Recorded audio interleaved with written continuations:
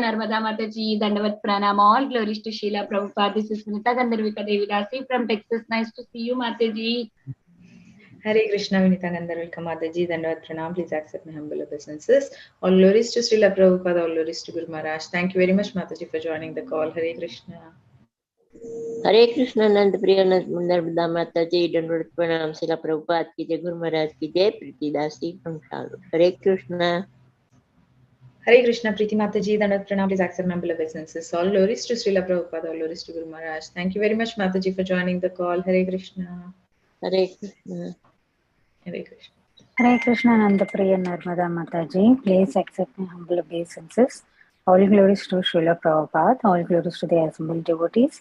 This is Anita Ramya from Sharjah. Hare Krishna. Hare Krishna, Anita Mataji, Dandavat Pranam. Please accept my humble obeisances. All glories to Srila Prabhupada, all glories to Guru Maharaj. Thank you very much, Mataji, for joining the call. Hare Krishna. Hare Krishna, Nandapriya Narmada Mataji, Dandavat Pranam. All glories to Srila Prabhupada, all glories to Guru Maharajas, and all glories to the assembled devotees. This is Tiffany in Pennsylvania. Hare Krishna.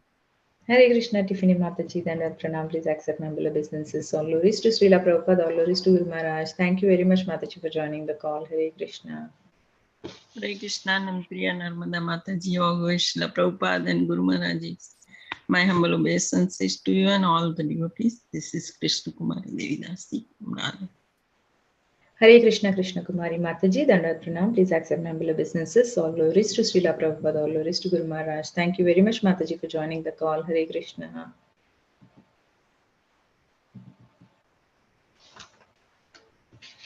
Hare Krishna, Nandapriya Narmada Mataji. Please accept my humble obeisances. All glories to Srila Prabhupada and all the devotees on the call. This is Harita from Houston. Hare Krishna. Hare Krishna, Harita Mataji, Dandavat Pranam. Please accept my humble obeisances. All glories to Srila Prabhupada, all glories to Guru Maharaj. Thank you very much, Mataji, for joining the call. Hare Krishna. Hare Krishna, Nandapriya Narmada Mataji, Dandavat Pranam to you and all Vaishnava. Srila Prabhupada, Srila Gurudev ki jai. Vrinda.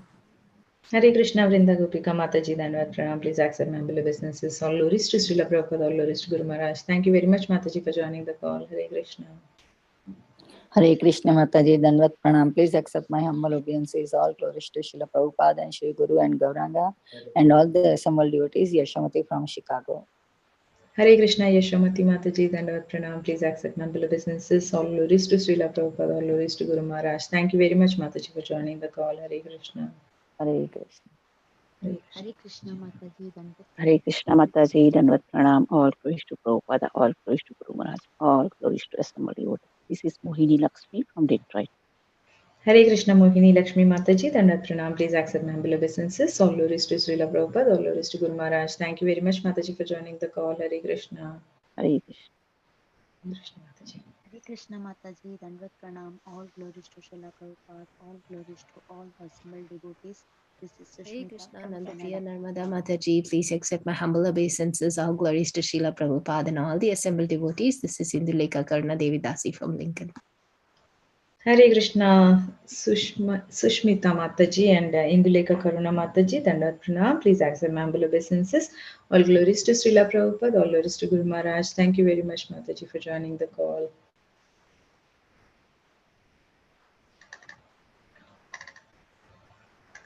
Is there anyone else who would like to introduce themselves? Hare Krishna Mataji, Dandavat Pranam. I offer my obeisances to all the assembled devotees. All glories to Srila Prabhupada. Hare Krishna Mataji, this is Arun from West Bengal. Hare Krishna, I am Prabhu, Dandavat Pranam. Please accept my humble obeisances. All glories to Srila Prabhupada, all glories to Guru Maharaj. Thank you very much, Prabhu, for joining the call. Hare Krishna. Thank you, Mataji. Hare Krishna.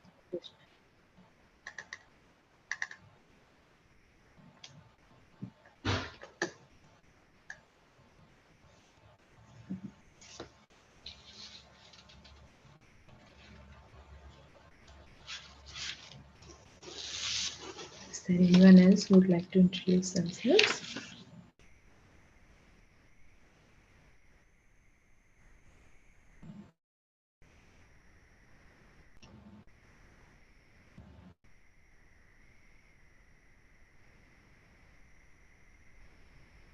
Prabhuji is not on the call yet. Oh, yes, Mataji. Prabhuji is here, Mataji. This meeting is being recorded.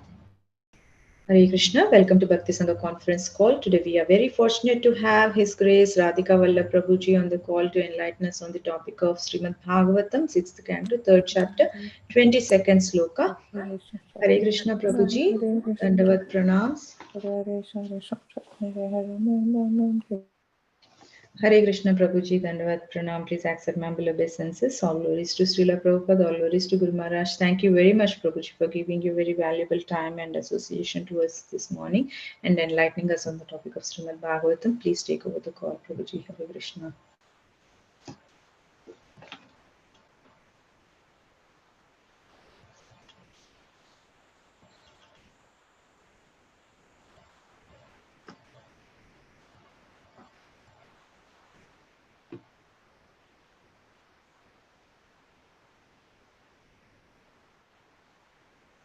Om Namo Bhagavate Vasudevaya. Om Namo Bhagavate Vasudevaya. Om Namo Bhagavate Vasudevaya. Narayanam Namaskritya Naram Chaiva Narottamam Devim Saraswatim Vyasam Tato Jayamudiraye. Nashtaprayeshvabhatreshu Nityam Bhagavata Sevaya Bhagavati Uttamashloke Bhaktir Bhavati Naishtiki. Krishnaya Vasudevaya Devaki Nandanaya Cha Nanda Gopakumaraya Govindaya Namo Namaha. Om Ajnanatimirandasya Jnananjana Shalakaya Chakshuronmilitam Yena Tasmai Shri Gurave Namaha. Shri Chaitanya Manobishtam Stapitham Yena Bhutale Swayam Rupa Kadamayam Tadati Swapadantikam. Vandeham Shri Guru Shri Yuta Padakamalam Shri Gurun Vaishnavamscha Shri Rupam Sagrajatam Sahagana Raghunatanvitam Tam Sajivam Sadvaitam Savadutam Parijana Sahitam Krishna Chaitanya Devam Shri Radha Krishna Padam Sahagana Lalita Shri Vishakanvitamscha. He Krishna Karuna Sindhu Dinabandho Jagatpate Gopesha Gopika Kanta Radha Kanta Namostute. Tapta Kanchana Gaurangi Radhe Vrindavaneshwari Vrishabhanu Sute Devi Pranamami Haripriye. Vancha Kalpatarubhyascha Kripa Sindhubhya eva cha Patitanam Pavanebhyo Vaishnavebhyo Namo Namaha. Jaya Sri Krishna Chaitanya Prabhu Nityananda Shri Advaita Gadadhar Shrivasadi Gaura Bhakta Vrinda. Hare Krishna Krishna Krishna Hare Hare Hare Rama Rama Rama Hare Hare. Hare Krishna. Are you able to hear me? Yes, Prabhuji. We are reading from 6th canto, chapter 3, verse number 22. Yetavaneva lokesmin pumsam dharmaparasmritaha bhakti yogo bhagavati tannamagrahanadibhihi. Word to word translation. Yetavan, this much. Eva, indeed.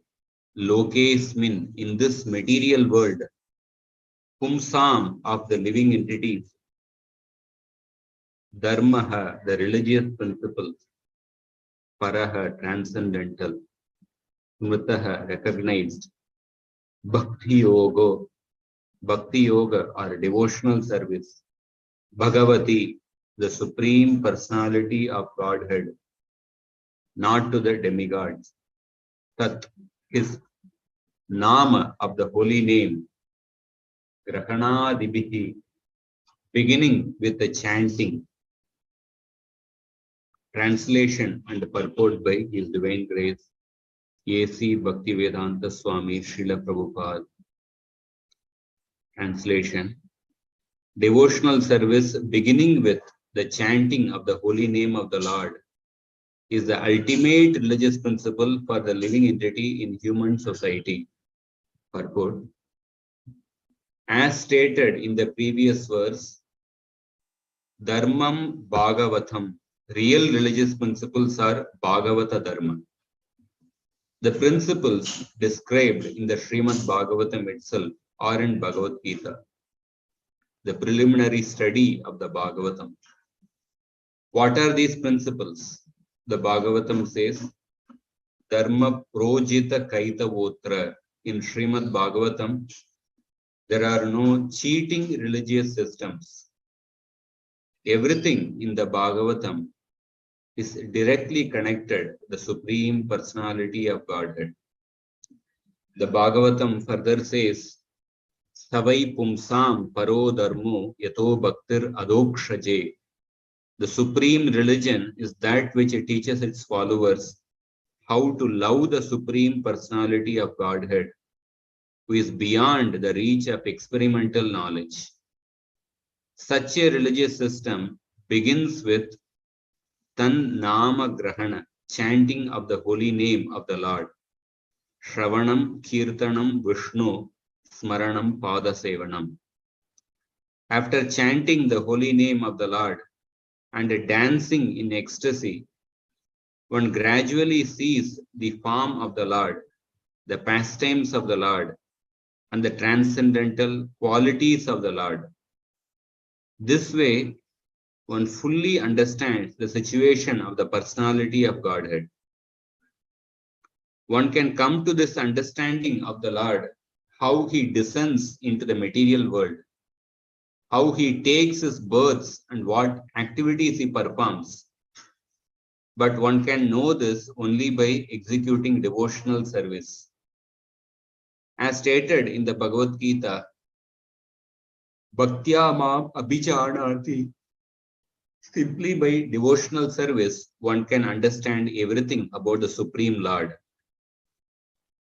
If one fortunately understands the Supreme Lord in this way, the result is Tyaktva Deham Punarjanma Naiti. After giving up his material body, he no longer has to take birth in this material world. Indeed, he returns home back to Godhead. That is the ultimate perfection. Therefore, Krishna says in the Bhagavad Gita, Mamupetya Punarjanma Dukhalayam Ashashvatam Napnuvanti Mahatmana Samsiddhim Paramam Gataha. Take this slide. Take it below.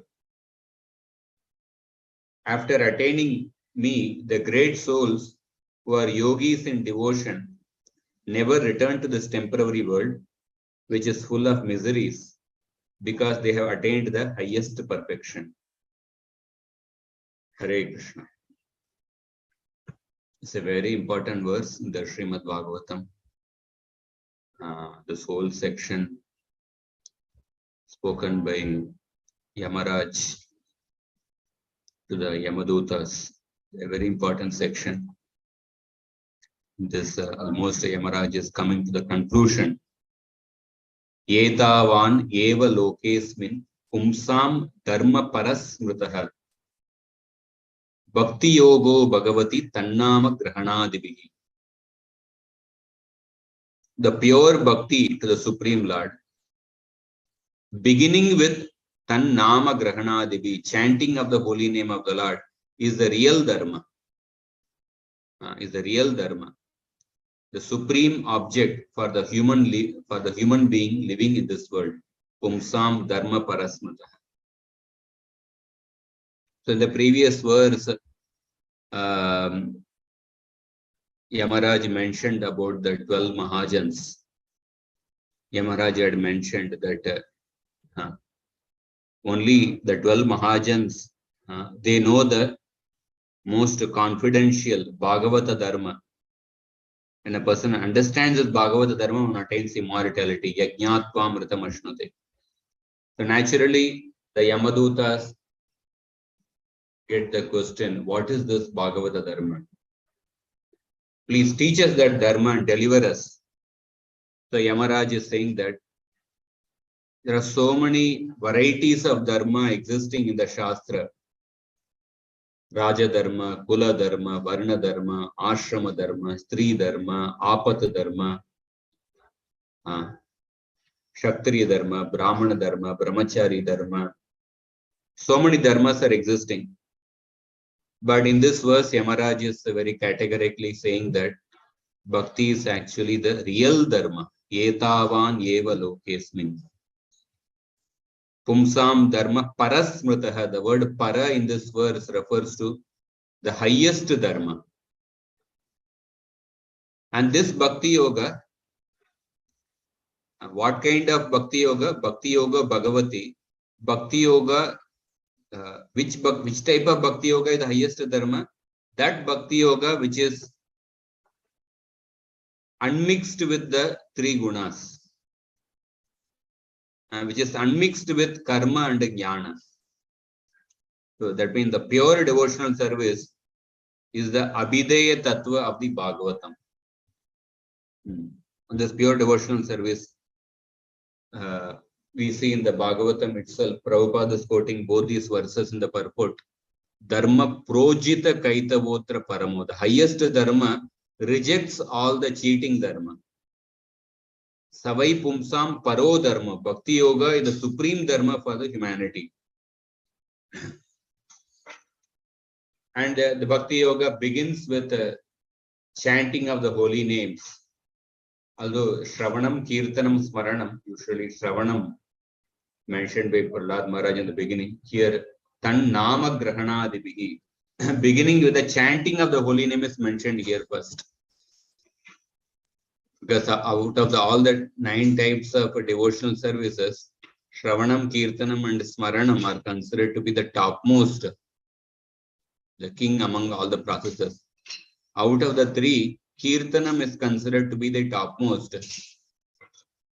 And Kirtanam can be performed of the Lord's holy names, qualities and pastimes. Out of the 3, Kirtan of the Lord's holy name is considered to be the topmost. And the Kirtan of the holy names can be performed either softly by Japa or loud Sankirtan. Out of the 2, the loud Sankirtan is considered to be the topmost. So here, but because we come to know about the importance of Kirtanam through hearing, therefore Shravanam is mentioned even before Kirtanam. And Prabhupada writes so beautifully in the purport, how when a person chants the holy name, one can gradually understand the qualities of the Lord, one can realize the form of the Lord and the pastimes of the Lord. Nama, Rupa, Guna, Leela. Nama leads to Rupa. One can see the form of the Lord, and then one can understand, realize the qualities of the Lord, and then finally one can realize one can directly enter into the pastimes of the Lord. So Nama has the potential to reveal the Rupa of the Lord, Guna of the Lord, and the Leela of the Lord. So it's very important verse, the Bhagavatam. So today I will speak about how Bhakti Yoga is the Abhideya Tattva explained in the Srimad Bhagavatam. So I will discuss from the Bhakti Sandarbha of Srila Jiva Goswami, especially Anucheda 114 and 115. It's a little long thing. Let us see how much we can cover. So when we read a particular book, actually, the subject of a book is established by 6 criteria. In the Vedic text, the Vedic text textbooks are written in a particular, following a particular methodology. Just like even an ordinary movie, many times ordinary movie also, the way it starts and the way it ends, you will see that there will be some correlation will be there. Because sometimes it may not be there, but at least in the Vedic text, if you want to understand the subject of a book, there are 6 criteria by which we can understand the subject of a book. The 6 criteria are called as a Shadlinga. These 6 criteria are mentioned in the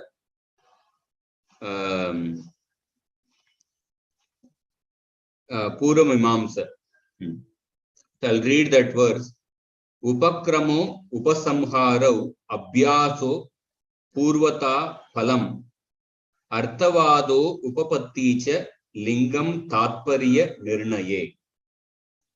So the 6 criteria. First criteria is that upakrama upasamhara, the opening and closing statements of the book. Second criteria is abhyasa, repetition of the subject. Third criteria is apurvata, extraordinary claims regarding the subject. Fourth criteria is phala, specification of the results to be obtained. The fifth criteria is arthavada, glorification of the subject. And the sixth criteria is upapatti, logical reasoning to establish a conclusion. So based on the 6 criteria, we will understand the subject of the Srimad Bhagavatam. That is what Jiva Goswami is pointing out. So the first criteria, Upakrama Upasamhara, the opening and closing statements of the Srimad Bhagavatam. So the opening statement, we can see Janmadhyasya yatonvaya itaratas chartesh abhijna swarat tene brahma hridaya adikavaye mukhyanti yat surayas tejo vari mridam yatha vinimayo yatra trisargo mrisha damna svena sada nirasta kuhaka satyam param dhimahi. So in the opening statement, especially focus on the word satyam param dhimahi. So the word satyam param dhimahi shows that let us meditate on the param satya. So satyam param dhimahi clearly points out to bhakti. Param satya refers to Bhagavan. So I will not go into some of the points. I will succinctly describe. Param satya refers to Bhagavan because that also in detail Jiva Goswami establishes. When the Devatas come to offer prayers to Krishna, when he was in the womb of Devaki, in the jail of Kamsa, Devatas begin their prayer by saying that Satya Vratam Satya Param Trisatyam. So there the word Satya refers to Krishna because they are offering prayers to Krishna. They are calling the Krishna by the word Satya. Therefore, Satyam Param refers to Krishna. So Dhimahi, meditation. Dhimahi clearly indicates the process of bhakti. Dhyana. So therefore, in the very first beginning of the Bhagavatam, we can find that bhakti is mentioned. And what about the end of the Bhagavatam? The end of the Bhagavatam, one of the concluding verses of the Bhagavatam, For example, 12th canto, 13th chapter, 12th canto, 13th chapter, and I think the verse number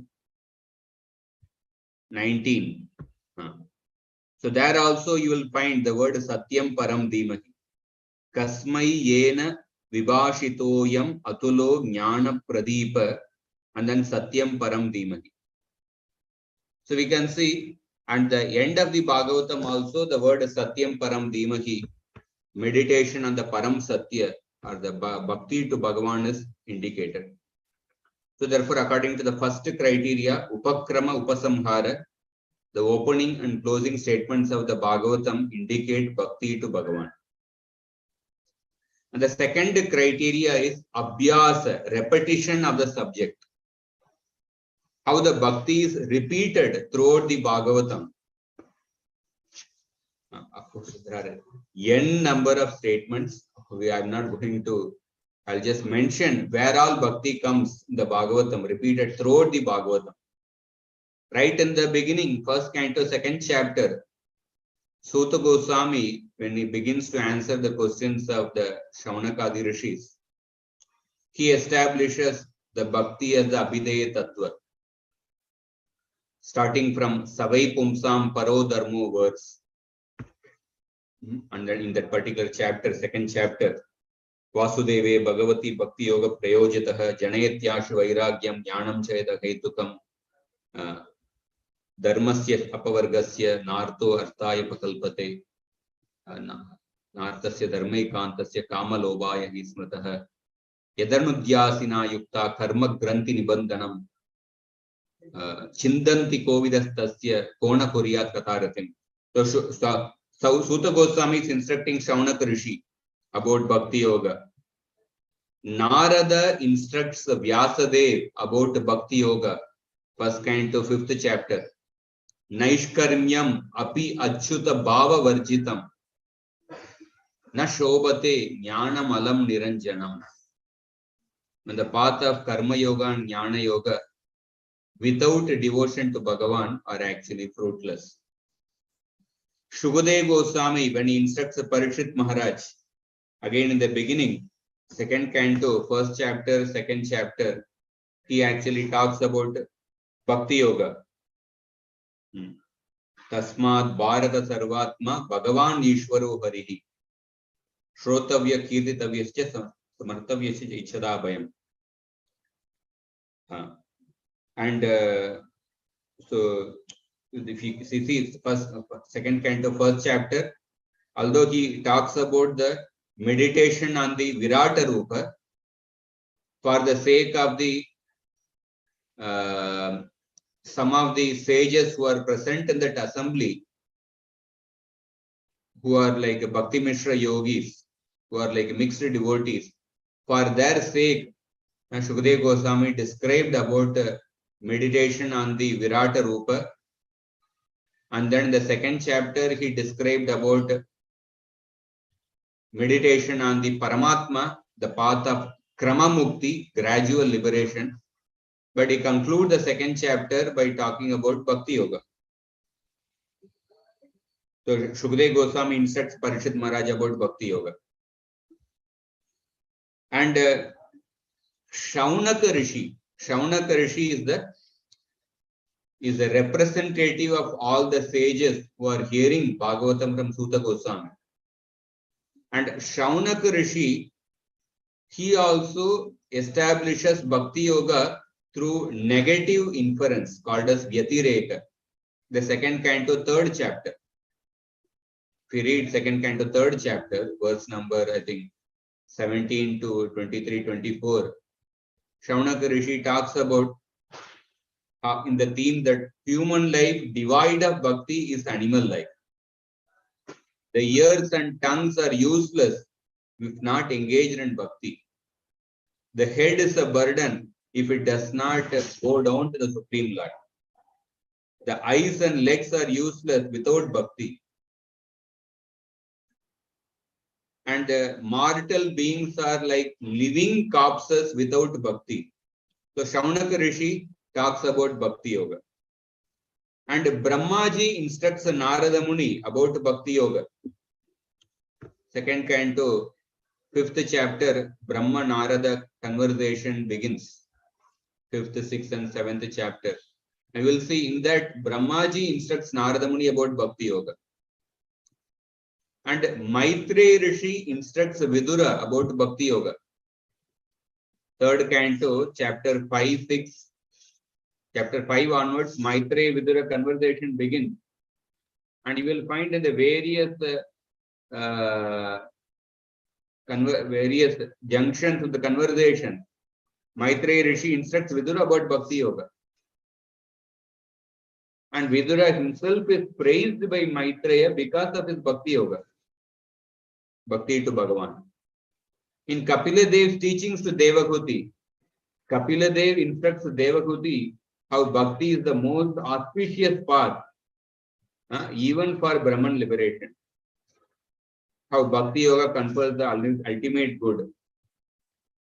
Satam prasangam amavirya samvido bhavanti hritkarna rasayana katha. Kapila Dev talks about Bhakti Yoga. And Sanat Kumara, when he instructs Prithu Maharaj, 4th canto, chapter 22, in that he instructs Bhakti Yoga, he talks about how Bhakti is recommended above Jnana. That verse. Yat pada pallava, yat pada pankaja palasha vilasa bhaktya, karmashayam gratita mudgratayanti santa, karmashayam gratita mudgratayanti santa, shroto ganasta maranam bhajavatu devam. So Sanat Kumara instructs Prithu Maharaj about Bhakti Yoga. And Lord Shiva, he instructs the Prachetas about Bhakti Yoga. The 4th canto, 24th chapter. And Narada instructs the Prachetas about Bhakti Yoga. 4th canto, 31st chapter. And Rishabhadev instructs his sons about Bhakti Yoga. 5th canto, 5th chapter. And Raghuguna Maharaj,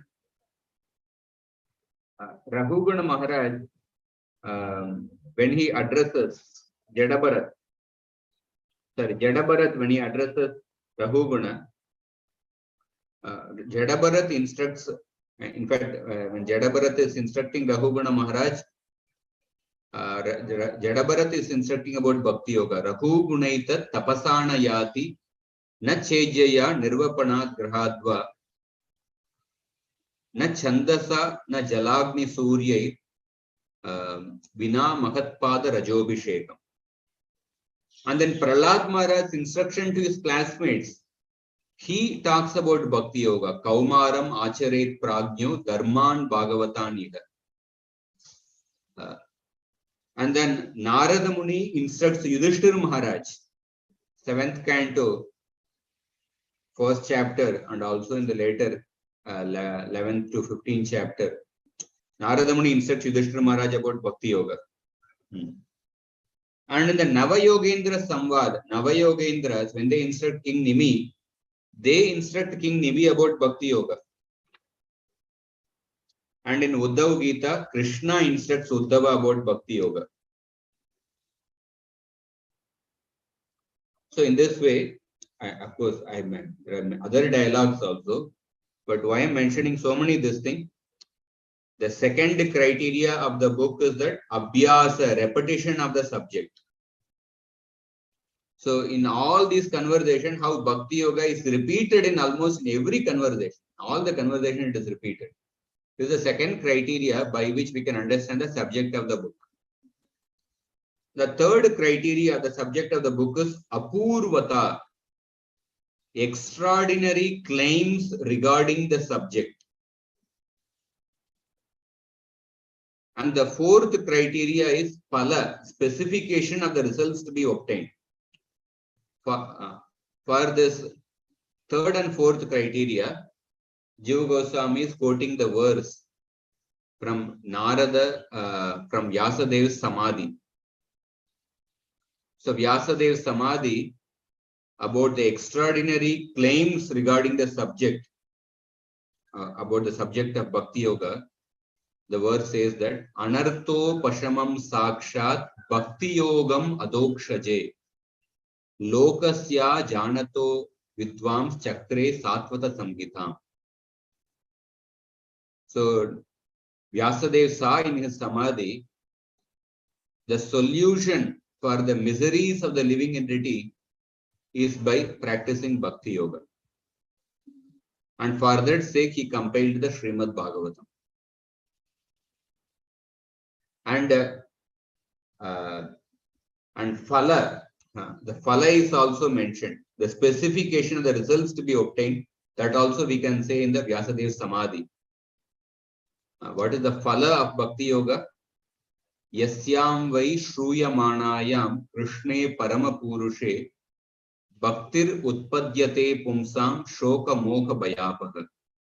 By hearing this Srimad Bhagavatam, a person develops prema for the Lord, prema bhakti towards the Lord. And as a secondary result, one becomes freed from shoka, moha, and bhaya. So this is the third and fourth criteria, apurvata and phala. By this also Bhakti Yoga is emphasized.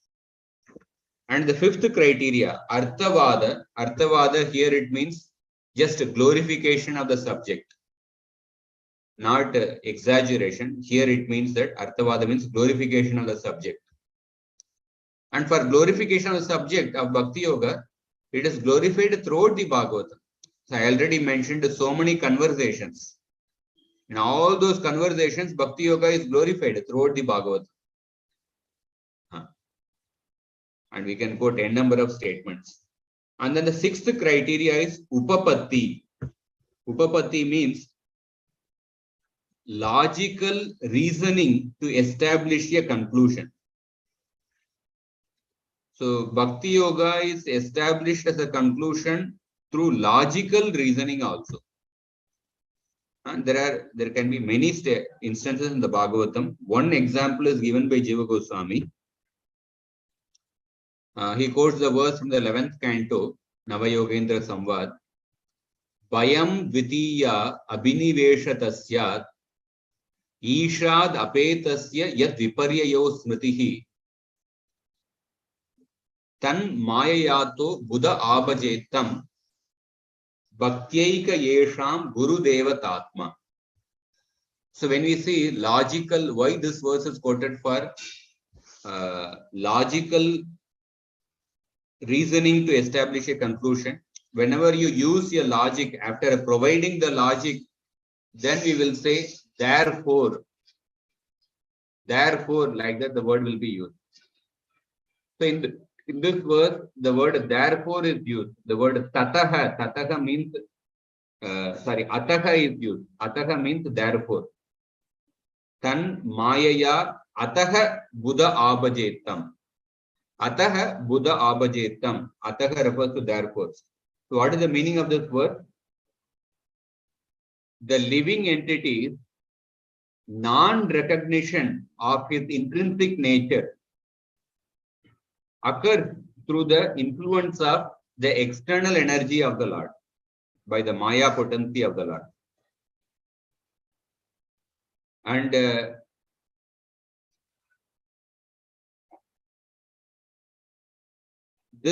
living entity, forgetting his original nature or forgetting his intrinsic nature, occurs through the influence of Maya potency of the Lord, which is rooted in the perpetual diverting of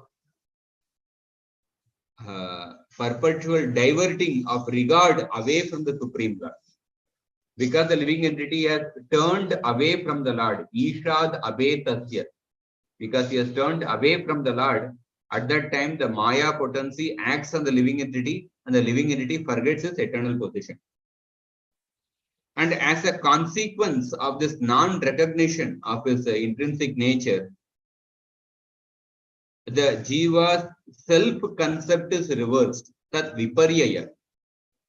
His self-concept is reversed. What does it mean? That means the living entity identifies himself with the body instead. Instead of identifying himself as a soul, he identifies himself with the matter, which has a completely different properties, opposite properties compared to the soul. And because of this reversal of identity, that in turn results in absorption in that which is secondary, Dvitiya Abhinivesha. He gets absorbed in that which is secondary. That means he becomes absorbed with his body and its relations and the things related to the body. And because of this absorption in the body, a person becomes fearful. Bhayam Dvitiya. And therefore, Tan Mayaya Ataha, therefore, what is the solution? Therefore, one whose awareness has been awakened, Buddha, an intelligent person, one whose awareness has been awakened regarding his spiritual preceptor as a direct embodiment of the divine. That means considering his guru,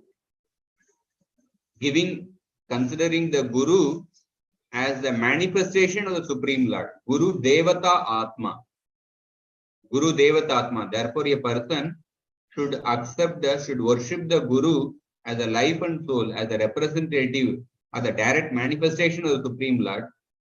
And one should consider the Guru as the dearest self. And in this way, one should turn his intentful regard in worship of Bhagavan through the conscious medium of one-pointed devotion. Tan Mayayato Buddha Abhajetam Bhaktyaika Yesham Guru Devatatma. Bhaktyaika Yesham Guru Devatatma, through one-pointed devotion. So this is the logical upapatti, logical reasoning to establish a conclusion. So in this way, by the 6 criteria, Bhakti Yoga is established the subject of the book. And then Jiva Goswami establishes Bhakti Yoga through the logical strategy called as Gati Samanya Nyaya, which is explained in the Vedanta Sutra. Gati means a concept. Samanya means common. Nyaya means a principle. So Gati Samanya Nyaya means refers to the principle that there is a common subject described throughout all the Shastras. There is a common subject described throughout all the Shastras. Because many people, especially the Western Indologists, when they study the different Shastras and Sanatana Dharma, they feel that there is no common subject of all the Shastras. But actually, when there is a common subject described in all the Shastras of Sanatana Dharma. We can see in the Bhagavatam first canto, Narada says that Idam hi pumsas tapasa shrutasya krishtasya suktasya cha buddhi dattayor avichutorta kavibir nirupito yaduttama shloka gunanu varnanam. The realized mystic poets have concluded that the description of the attributes of Bhagavan Sri Krishna, that means Bhakti Yoga, who is chosen and who is glorified in chosen verses, is indeed the unceasing fruit of a human being's austerities, study of the Vedas, sacrifice, recitation of the mantras, knowledge, and charity. So this verse actually shows that the common principle, that there is a common subject described throughout the Shastra is Bhakti Yoga. Even Vyasadeva wrote the Mahabharata. Mahabharata is considered as the Panchama Veda, the 5th Veda. And for what purpose Vyasadeva wrote Mahabharata? Munir Vivakshur Bhagavad Gunanam Sakapite Bharata Maha Krishnaha.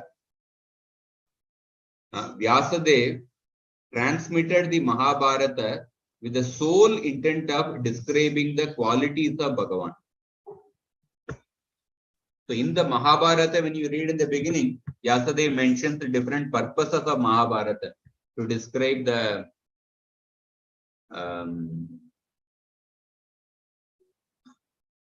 determination of Kunti, to speak about the chastity of Gandhari, and to speak about the evil nature of the sons of the Dhritarashtra, and to speak about the truthfulness of the Pandavas, and to speak about the glories of Vasudeva, and to speak about the wisdom, the knowledge, the wisdom of Vidura. So these purposes are mentioned. But in the Bhagavatam, it is mentioned that the sole intent of Mahabharata is to display the qualities of Bhagavan. And Mahabharata is the Panchama Veda. So it shows that, that means it shows that according to Gati Samanya Nyaya, there is a common subject described throughout all the Shastra. And that's why even Bhagavatam says that Vasudeva Para Veda.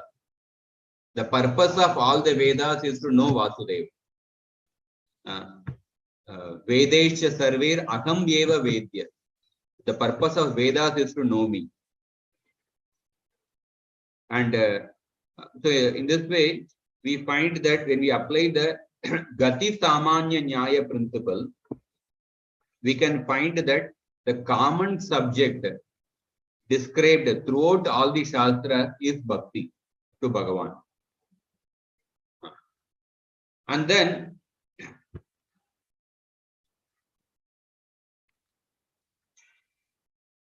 Jiva Goswami says that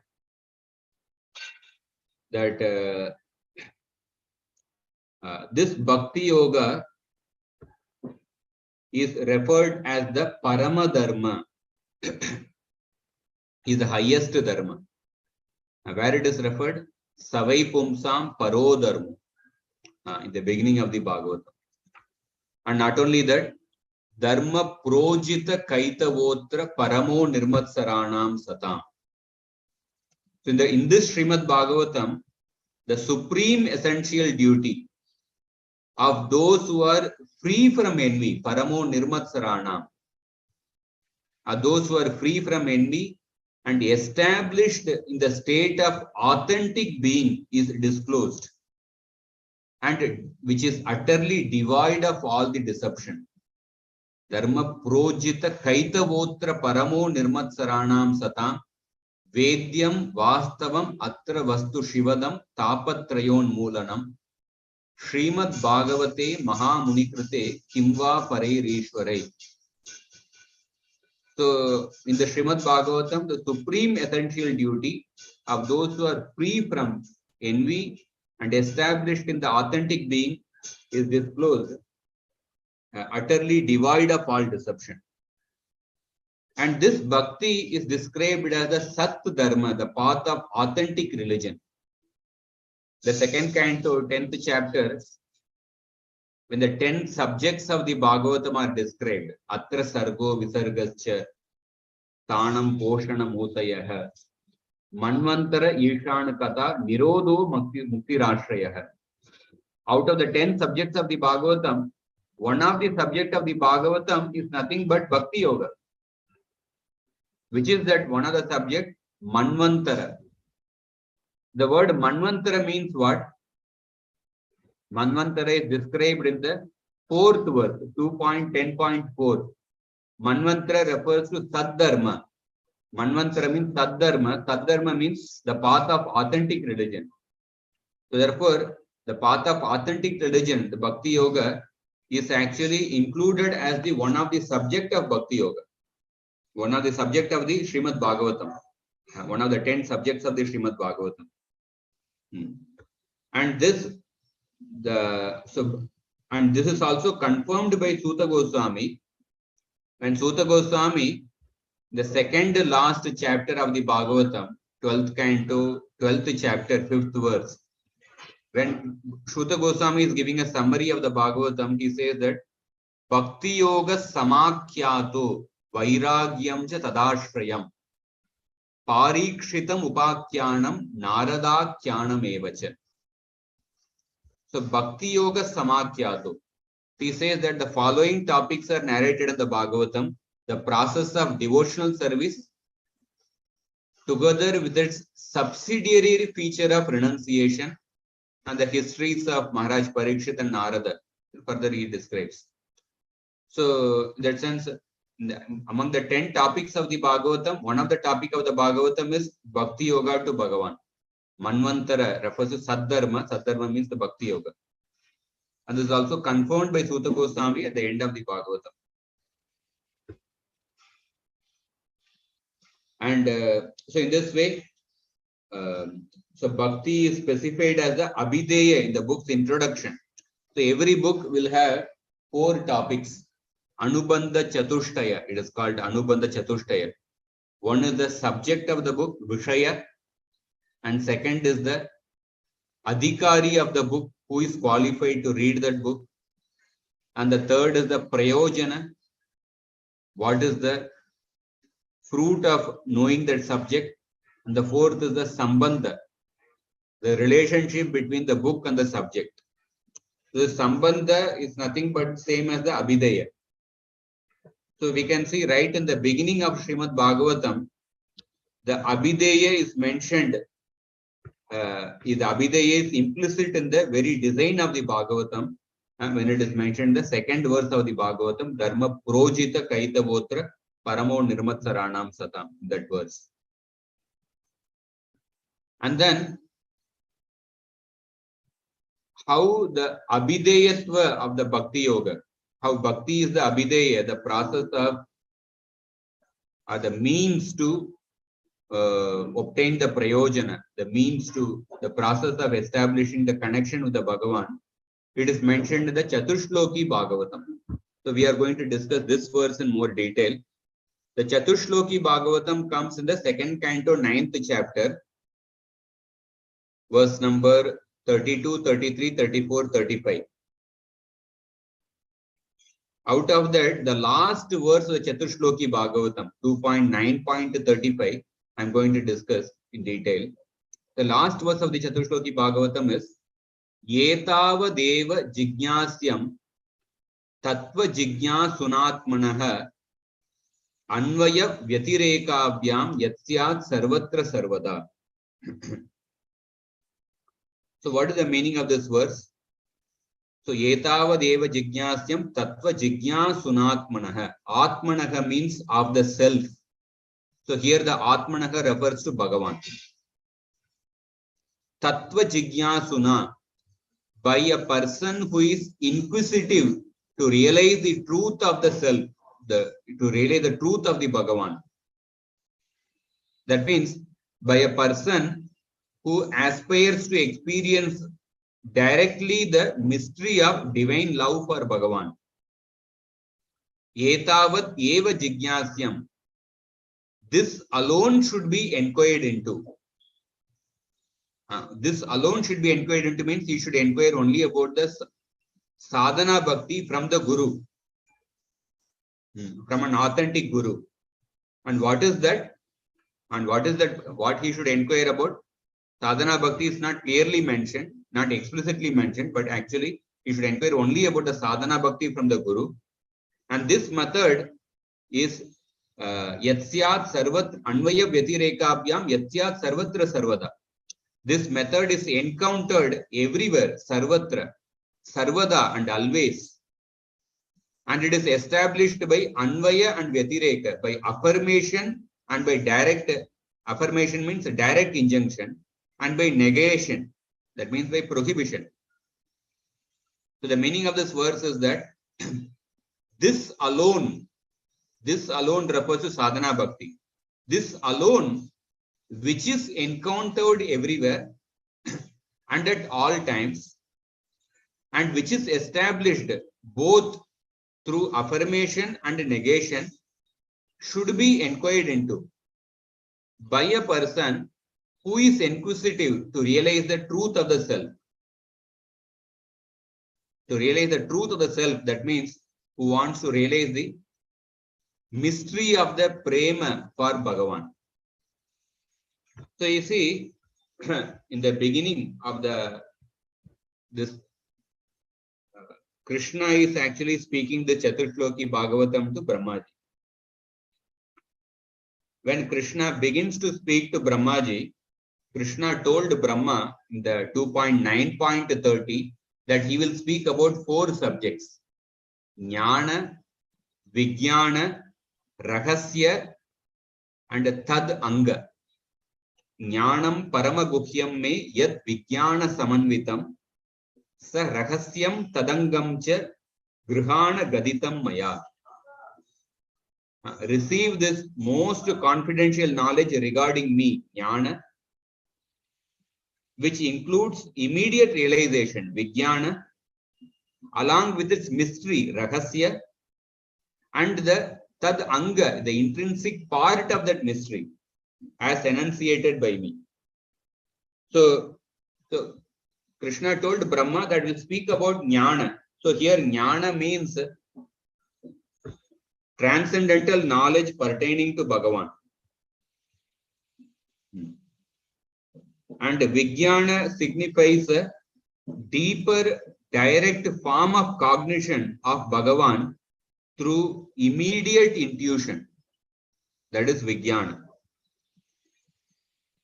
And Rahasya, the mystery, it refers to the Prema Bhakti, or the divine, the state of divine love. Premanjana Churita Bhakti Vilochanena.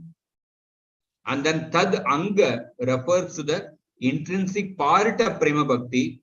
So this Tad Anga refers to Sadhana Bhakti. So basically Krishna told Brahma that I will speak about these 4 subjects: Jnana, Vijnana, Rahasya, and Tad Anga. So the 3 subjects, Jnana, Vijnana, and Rahasya, they have been described in the first 3 verses of the Chaturshloki Bhagavatam. So in the last verse of the Chaturshloki Bhagavatam, Krishna is describing the Tad Anga, the last topic. That means the intrinsic part of the prema, that is about the sadhana bhakti. That is what this verse is. Yetavat eva jignasyam tattva jignasunatmanah anvaya vyatiregabhyam yatsyat sarvatra sarvada. So here it is explained that Anvaya Vyatireka. So Bhakti is established by Anvaya and Vyatireka. That means positive affirmation and by negation. So for example, there are verses like Bhagavatam 7.7.55. Prahlad Maharaj says that Etavan eva lokesmin pumsam swartha parasmritaha Ekanta Bhaktir Govinde Yat Sarvatra Tadikshanam. Unalloyed devotion to Bhagavan, by which direct vision of him is immediately self-disclosed in everything. This alone has been recognized as the ultimate good for the human beings in this world. And this is a positive statement. And then we have in the Bhagavad Gita, Manmana Bhava Madbhakto Madhyajimam Namaskuru, both in 9.34 and in 18.65. This is another positive statement. And for Vyatireka, how Bhakti Yoga is established through Vyatireka, Bhagavatam, some examples are from Bhagavatam 11.5.23. Yayesham Purusham Sakshat Atma Prabhavam Ishwaram Na Bhajantyavajananti Sthanat Brashtat Patantyadaha. The members of the 4 Varnashram, the members of the Varnashram system, if they fail to worship Bhagavan, they fall down from their respective position. Sthanat Brashta Patantyadaha. By negation, Bhakti Yoga is established. And Bhagavad Gita, Namam Dushkritino Muda Prapadyante Naradama. Those people who do not come to Bhagavan, who do not surrender to Bhagavan, they are considered to be performers of unmeritorious acts. That means if one neglects the worship of Bhagavan, he is engaged in unmeritorious deeds, even if his actions are otherwise accepted as virtuous by society in general. Prahlad Maharaj also says that, what is that verse?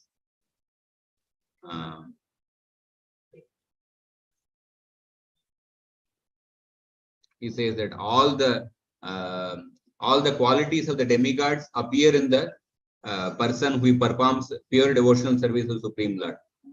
On the other hand, one who is not a devotee of the Lord, he is actually hovering in the mental platform. So like that we can see that by negative, by Anvaya and Vyatireka, by negation also, both by Anvaya and Vyatireka, Bhakti Yoga is emphasized.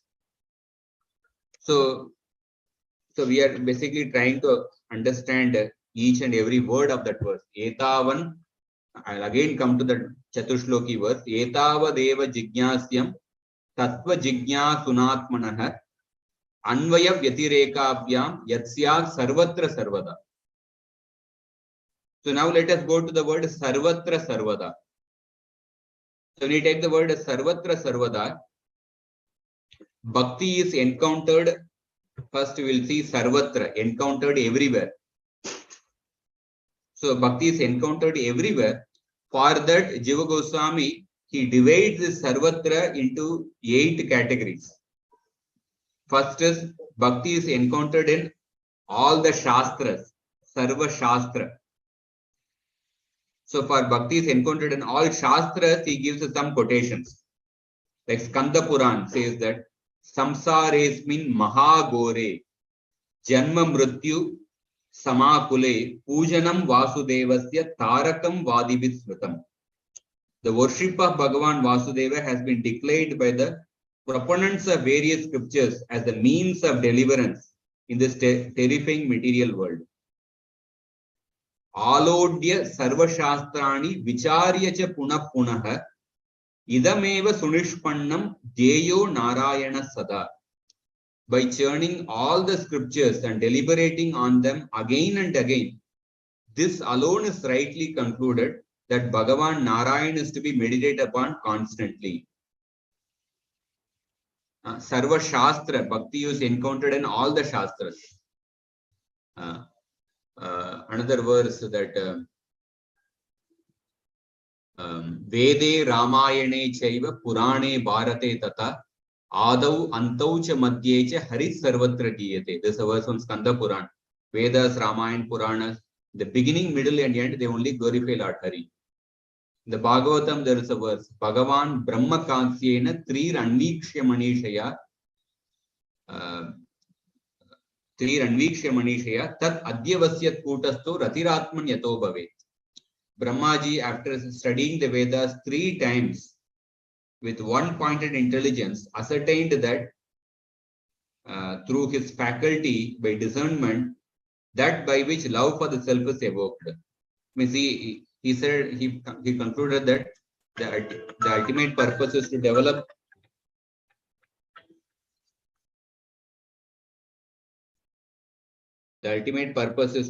love for Bhagavan. Brahmaji also mentioned. In this way, Bhakti is encountered in all the Shastras, Sarva Shastra. And these verses which I quoted are through Anvaya. And Bhakti is established by Vyatireka also in all the Shastras. For example, Garuda Puran says that even if one has studied all the Vedas and knows the meanings of all the scriptures, if he is not devoted to the Ishvara of all beings, he should be known as the lowest of humankind. So Bhakti is found in all the Shastras, both through Anvaya and Vyatireka. And then second is Sarva Kartrushu. Sarva Kartrushu. Bhakti is found in Kartru means all the agents of action. In all the agents of action. For example, all living entities are eligible to perform bhakti. So Bhagavatam himself says that in the second canto, Tevai vidanti atitaranti cha deva mayam tri shudra huna shabara api papa jiva. This is 2.7.46. Here Narada Muni, Brahmaji is telling at the end to Narada Muni that even Shudras, Hunas, Shabaras, sinful beings, or even lower species such as animals and birds, all of them, what to speak of, all of these people can actually get delivered by Bhakti Yoga if they take shelter of the devotee of the Lord. And Garuda Puran says that Kita Pakshi Mriganam cha Harau Sanyasta Chetasam Urdameva Gatim Manye Kim Punar Jnaninam Rinam.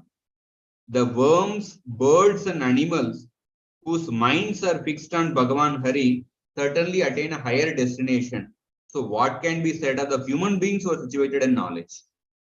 So, in the Sarva Kartrushu, Jiva Goswami is giving the quotation that even people, worms and plants and animals, even whose minds are fixed on Bhagavan, even they can attain a higher destination. That means if bhakti can be performed even by them.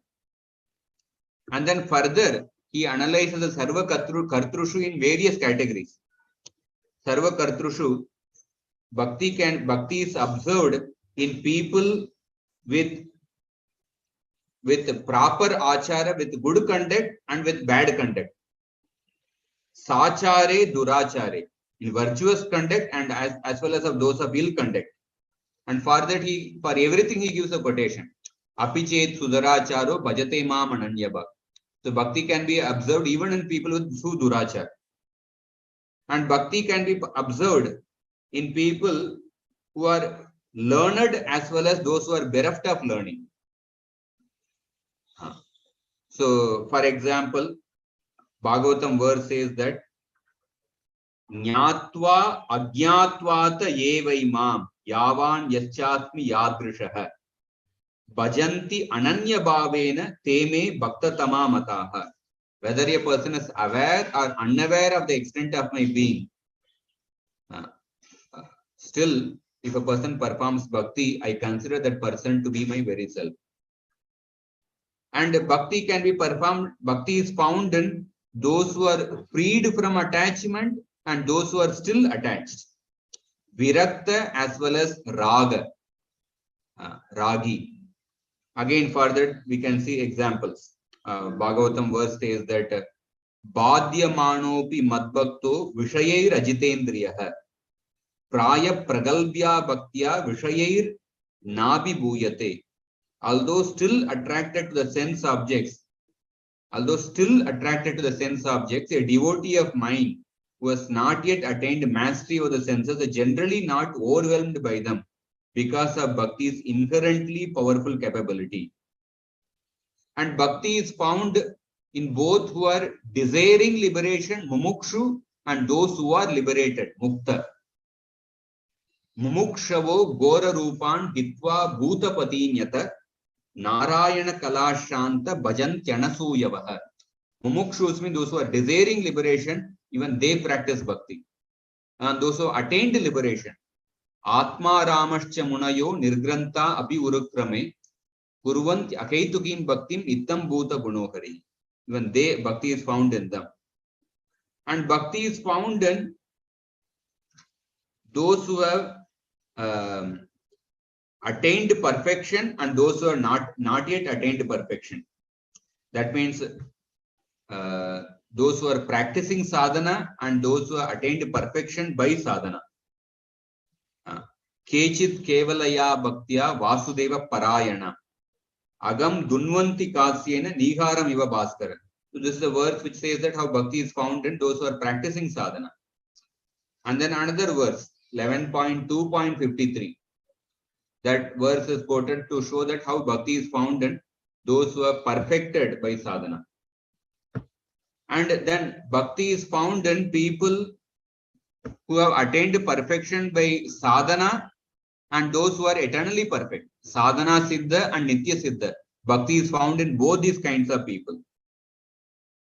So, for example, how bhakti is found in sadhana siddha, Jiva Goswami quotes the verse, Mat sevaya pratitamte salokyadi chatushtayam nechanti sevaya purna kutonyat kala viplutam.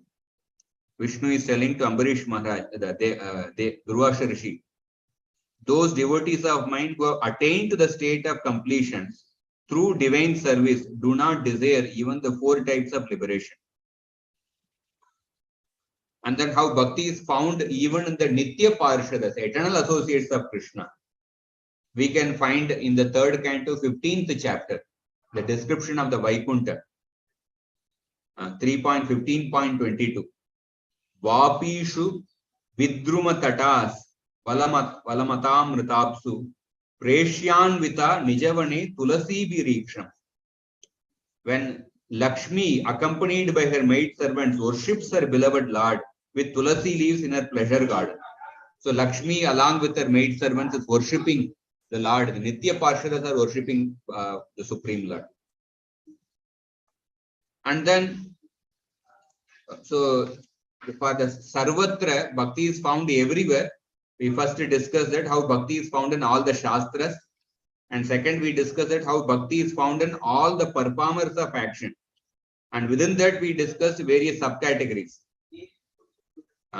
Attached and those who are detached, those who are desiring liberation, those who are already liberated, human beings and also people in the lower species, and those who are Nitya Parshadas and Sadhana Siddhas. We discuss various subcategories. And third is how for Bhakti is found everywhere. For that, Jiva Goswami says that how Bhakti is found in all the places, in Sarva Desha.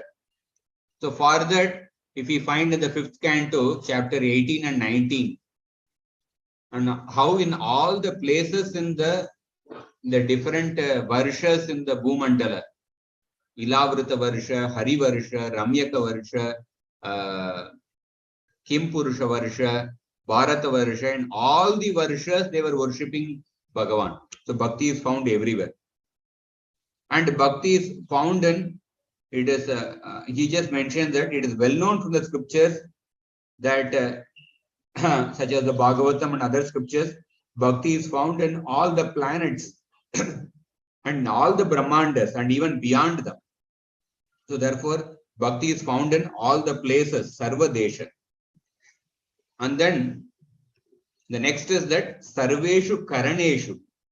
So Bhakti is encountered in the instrumentality of all the senses. Karana means instrument. Bhakti is encountered in the instrumentality of all the senses. That means even if you are not able to perform bhakti with your hand or leg or the eyes, you can perform bhakti even with your mind. Manaseno upacharena paricharyam harim muda parivang manasagamyam tam sakshat pratipedire. By joyfully serving Bhagavan Hari with objects conceived within the mind, some devotees directly attain them, who is beyond speech and mind. So by that we can see that bhakti is enacted even through the mind and speech, not to mention through the external senses. That is a well-known fact. That is a well-known fact. Therefore, he is mentioning bhakti is performed even with the mind. Vasudev donated 10,000 cows in charity when he was in the jail in his mind. And bhakti is found in all the dravyas, sarva dravyeshu. That means, for that Jiva Goswami quotes, Patram pushpam palam toyam yome bhaktya prayachati. Tadakam bhakti uparkatam ashnami prayatatmana. Because in any dravya, there will be some water element, some earth element. If one offers even a leaf, flower, fruit, or water, I partake that offer. So bhakti is encoded in relation to all the objects, sarva dravya. Sarva kriyasu. Bhakti is encountered in all the actions. Famous words in the Gita, Yat karoshi yadashnasi, Yat juhoshi dadasya, Yat tapasyasi kaunteya tat purushva madarpanam. And also he gives other quotations. So bhakti is found in all the actions, sarva kriya. Bhagavatam verse, Shruto anupadito dhyata adruto vanu moditaha sadhya punati saddharmo deva vishwa druhopihi. Whether heard about, repeated to others, meditated upon, honored, or simply approved of, this religion of devotion certainly purifies at once even those who are inimical to the devas and the world. And the next is, all these in the category of sarvatra, bhakti is found everywhere. Next is sarveshu karyeshu. Sarveshu karyeshu means bhakti is encountered in all the prescribed duties. In all the prescribed duties of the varnashram. Skanda Puran says that yasya smritya cha namoktya tapo yajna kriyadishu nyunam sampurnatam yati sadhyo vande tamachyutam. I offer obeisances to Lord Achyuta, by whose remembrance or by uttering whose name all imperfections in the performance of penance, sacrifice and rituals are immediately rectified. Even Shukracharya speaks a similar verse. Mantrata tantratas chidram desha kalarga vastunaha sarvam karoti nishchidram anusankirtanam tava. And the next is bhakti is found in all the phaleshu, sarva phaleshu. Some people desire some material desires. Some people desire moksha, or some people have no desires. But bhakti can be practiced by all these people. Akama sarva kamova moksha kama udaradi tivrena bhakti yogena yajeta purusham param. So bhakti is encountered in regard to the attainment of all varieties of results. And additionally, apart from all these 8 criteria, what are these 8 criteria? All these 8 criteria within the sarvatra.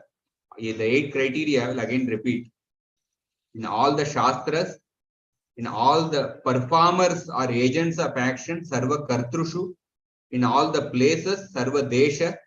In all the senses, sarva karana, karaneshu. In all the objects, dravya. And then in all the actions, kriya. And then in all the prescribed duties, karya. And all the phalas, in all the results. So he gave quotations to all these subcategories within the sarvatra. And then Jiva Goswami says that, so apart from the 8 criteria mentioned, the universality of bhakti.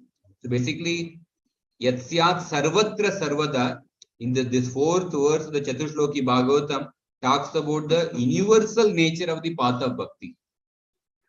So this universality of the bhakti is also indicated in other statements. Yata taror mula nishechanena tripyanti yat skanda bhujopashaka pranopaharacha yatendriyana tataiva sarvar hanamachyuteja.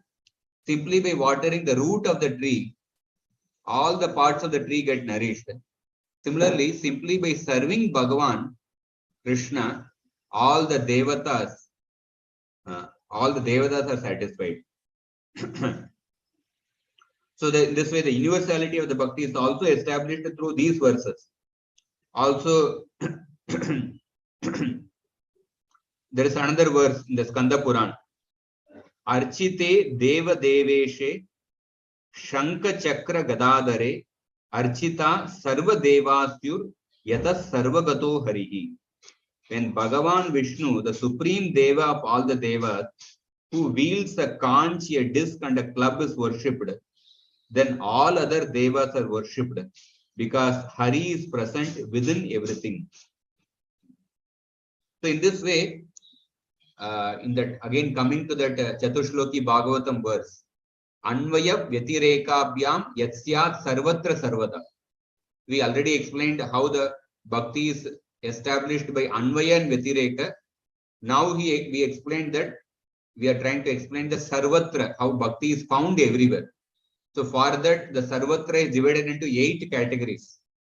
And then we also discussed the universality of bhakti is also described in statements such as Yata Taror Mula Nishechanena. And then further, how the bhakti is sarvatra, universality of bhakti is also explained by Jiva Goswami through by all the grammatical cases. So in the Sanskrit we have 7 vibhaktis. Pratama vibhakti, Dvitiya vibhakti, Tritiya vibhakti. Pratama vibhakti means the subject of the action. Dvitiya vibhakti is the object, the accusative case. And the Tritiya vibhakti is the instrumental case. The agent or the instrument by means of which the action is performed. The Chaturthi vibhakti. Chaturthi vibhakti is the dative case. Dative case. That means suppose you are giving a cow in charity to a person. The person whom you are offering charity, that person will be mentioned in the Chaturthi vibhakti. And then the ablative case, the Panchami vibhakti. Panchami vibhakti means the source or the origin from which the action proceeds. Suppose the leaf falls from the tree. So the tree will be mentioned in the Panchami vibhakti. The source or the origin from which the action proceeds. You are milking the cow from the cow. Your milk comes from the cow. So the cow is the source of that milk. The cow will be mentioned in the Panchami vibhakti. And the Shashti vibhakti, and then the Saptami vibhakti. Saptami vibhakti is the Saptami. Shashti will be not mentioned because that's not coming under the Karaka. That I'm not going into the detail. And the Saptami vibhakti is the place where the action is performed. So Pratama, Dvitiya, Tritiya, Chaturthi, Panchami, and Saptami vibhakti. So these six vibhaktis are related to the action. Shashti vibhakti is not related to the action, so therefore Shashti vibhakti is not included. These 6 vibhaktis, Pratama to Panchami and then Saptami vibhakti, all these are related to action. Any action, when you take in any action, there will be the subject of the action, object of the action, instrument of the action, and then the dative case related to the action, and the ablative case related to the action, and the location in which the action is performed. So bhakti is an action. So Jiva Goswami says that in relation to the action of bhakti, all these 6 people, subject, object, instrument, the Chaturthi vibhakti is called as Sampradana. The Sampradana, the Panchami vibhakti is called as Apadana. The Apadana and the location of the action of bhakti, all these things become auspicious in relation to bhakti. Like for example, I'll just elaborate this. For example, Prahlad performed bhakti. In this case, Prahlad is the subject of bhakti. So Prahlad achieved immense auspiciousness by performing bhakti. So Indra offered Surabhi cow to the Lord. So Indra performed bhakti to Krishna. So in this action of bhakti, the object of bhakti is Surabhi cow. Surabhi cow is the object. So the Surabhi cow is the object being offered, and that Surabhi cow achieved immense auspiciousness because it is related to the action of bhakti. And then for the instrumental case, Rukmini, she sent a letter to Krishna through that Brahmana. So the Brahman was an instrument in that activity of bhakti. So that Brahman achieved immense auspiciousness because he played an instrument in that action of bhakti. And the Chaturthi vibhakti, that means receiver of anything in the activity of bhakti. For example, for the pleasure of Krishna, Govardhan offered various things to the residents of Vrindavan. So the residents of Vrindavan are the receiver of the different objects given by Govardhan. The residents of Vrindavan will be in the Chaturthi vibhakti, the Sanskrit. If you read the original Sanskrit sentence, there will be the Chaturthi vibhakti. The residents of Vrindavan, they received immense auspiciousness because of the Govardhan's bhakti, because they were the receivers of the different actions in Govardhan's action of bhakti to Krishna. And then for the Panchami Vibhakti, for the Apadani. So suppose when you take a milk from a cow, and then when you offer that milk to Krishna, offering the milk to Krishna is an act of bhakti. So in this case, the cow is the milk is taken from the cow. So the cow is basically will be in the Panchami Vibhakti, Apadana Karaka. So that cow from which the milk is taken, the cow attains immense auspiciousness because of being related to the action of bhakti. When you take a flower from a tree and then offer it to Krishna, the tree will be mentioned in the Apadana Karaka, the Panchami Vibhakti. So this Panchami Vibhakti, this tree is related to the action of bhakti. The tree will achieve immense auspiciousness. And then the last is the location in which the bhakti is performed. So wherever the act of bhakti is performed, that place becomes so auspicious. Because Prabhupada performed bhakti in the Bowery in New York, that place became so auspicious. People, sometimes devotees, go on a yatra to visit those places. Although it's in the Western world, but that place became auspicious because bhakti was performed by Prabhupada. So we see in relation to the activity of bhakti, all these things, subject, object, instrument, sampradana, apadana, and adhikarana, the location, all these things achieve immense auspiciousness. But with respect to other actions, all these things will not achieve auspiciousness. All these things will not achieve auspiciousness. Something may achieve inauspiciousness, or even something achieves auspiciousness, it will be only in the relative sense. So through this also, Jiva Goswami establishes how the universal nature of bhakti. Bhakti is found, the sarvatrika, bhakti is found everywhere. That means how bhakti creates auspiciousness in all the 6 karakas. 6 karaka means that which is related to the action. So Jiva Goswami says that how bhakti creates auspiciousness in all the 6 karakas. Creates auspiciousness in all the 6 karakas: the subject, object, instrument, sampradana, apadana, and the location. So in this way, he establishes the universal nature of bhakti, how it creates auspiciousness everywhere. And then just a few more minutes, complete this topic. And then, so etavan eva jignasyam tattva jignasunatmanah anvaya vyatirekabhyam yatsyat sarvatra sarvada. We discuss the word anvaya vyatireka, we discuss the word sarvatra, and then we discuss then the sarvada. So bhakti is encountered at all times. So for that, Jiva Goswami says that bhakti was present in the beginning of the creation. Bhagavatam says that kalena nashta pralaye vaniyam veda samyita mayadav brahmane prokta dharmo yasyam madatmakaha. So Krishna instructed Brahmaji about bhakti at the beginning of a new evolutionary cycle. And bhakti is found in all the different categories of annihilation also.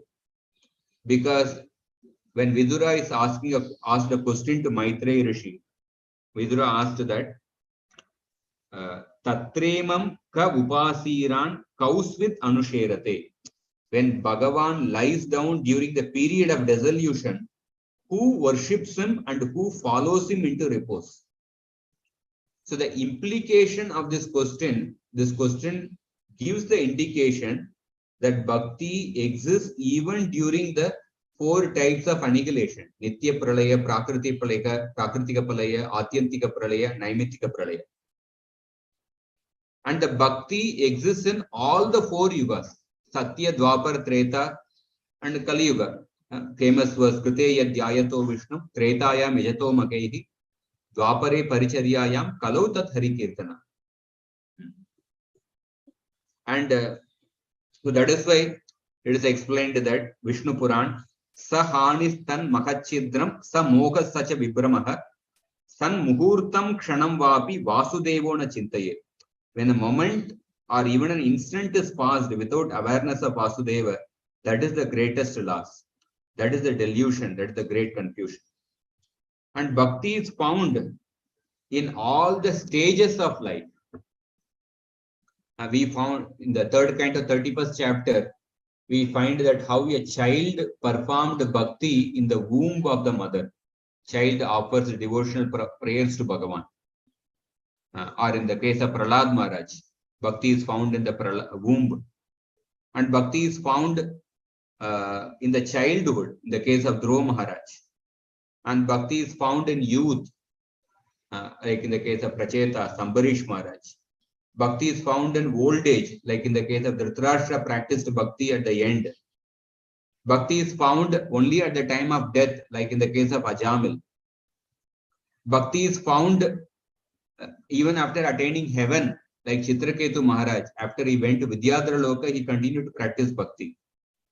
And bhakti is found even after even in the hellish planets. For that, Jiva Goswami quotes a story from Narasimha Puran. Bhrigu Rishi had a son named Mrukandu.